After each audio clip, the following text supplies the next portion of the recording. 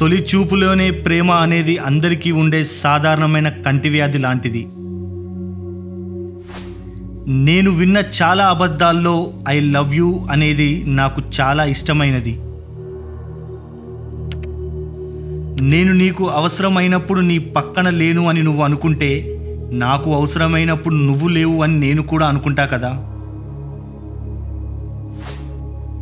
అవును, నేను నవ్వుతున్నాను, కానీ దానికి కారణం నువ్వు మాత్రం కాదు. ప్రేమ అనేది ఒక మంట లాంటిది. అది నిన్ను వెచ్చగా ఉంచుతుంది లేదా తగలబెడుతుంది.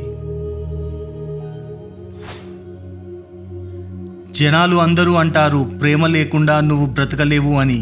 నాకు తెలిసి గాలి లేకుండా కదా మనం బ్రతకలేనిది. నిన్ను ప్రేమించడం నేను చేసిన తప్పు అయితే ఆ తప్పు నేను చచ్చినా మరోసారి చేయను. నీ పిచ్చితనాన్ని కూడా ఎంజాయ్ చేసేవారిని ప్రేమించు. నువ్వు మామూలుగా ఉండు అని చెప్పేవాళ్ళని కాదు. నువ్వు అనుకున్న దానికంటే కూడా నిన్ను ఎక్కువగా ప్రేమించాను కాబట్టే నేను అనుకున్న దానికంటే కూడా నన్ను ఎక్కువగా బాధ పెట్టావు. నువ్వు చచ్చినా కూడా ఇంతగా బాధపడేవాడిని కాదేమో, కానీ నువ్వు వదిలేస్తే అంతకంటే ఎక్కువగా బాధగా ఉంది. నేను ఎందుకు మారిపోయాను అని నన్ను అడగకు. నాకు నువ్వు ఏం చేశావు అనేది నిన్ను నువ్వు ప్రశ్నించుకో. వాడు ఇబ్బందుల్లో ఉన్నా కూడా నీకు సహాయం చేశాడు అంటే అది సహాయం కాదు, ప్రేమ అంటారు. నువ్వు నా జీవితంలో ఉండు అని నేను నిన్ను అడుక్కోను. అది నీకు తర్వాత అర్థమయ్యేలా చేస్తాను. నువ్వు నవ్వుకుంటూ వెళ్ళిపోయావు, మళ్ళీ ఏడ్చుకుంటూ నా దగ్గరికి రాకు. ప్రేమ మీద నా అభిప్రాయం చాలా సింపుల్. నేను చాలా నిజాయితీగా ప్రేమిస్తాను. అంతే నిజాయితీగా ఉండే ప్రేమ నా దగ్గరికి రావాలి అనుకుంటే అదే వస్తుంది. గొప్ప ప్రేమ కథలు అన్నీ కూల్ డ్రింక్తో మొదలై విస్కీతో ముగుస్తాయి. అనగనగా ఒక ఊరిలో ఒక అబ్బాయి ఒక అమ్మాయి గాఢంగా ప్రేమించుకున్నారు.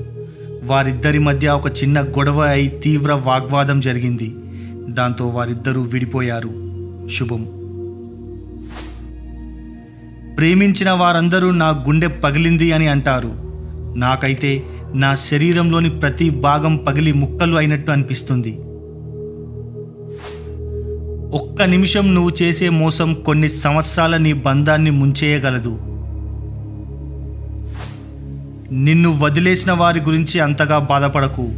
ఏమో, దేవుడు నీ కోసం అంతకంటే మంచి వారిని ఇస్తాడు కావచ్చు. ఈ ప్రపంచంలో బాధకు గురి చేసే విషయాలు ఎన్నో ఉండొచ్చు, కానీ నాకు ఈరోజే తెలిసింది వాటన్నిటికంటే నీ మౌనమే ఎక్కువని. నువ్వు ప్రేమించే వాళ్ళు ఎంతమందైనా దొరుకుతారు, కానీ నిన్ను ప్రేమించే వాళ్ళు దొరకటం నీ అదృష్టం. నీ ద్వేషానికి కారణం ఉంటుందేమో కానీ నా ఇష్టానికి కారణం లేదు, ఉండదు. నా బాధకి కారణం నువ్వు మాత్రమే కాదు, నేను కూడా. ఎందుకంటే నువ్వు నీలాగే ఉన్నావు. నేనే నీ గురించి ఎక్కువగా ఊహించుకొని ఎక్కువ ఆశలు పెంచుకున్నాను. అది ఖచ్చితంగా నా తప్పే.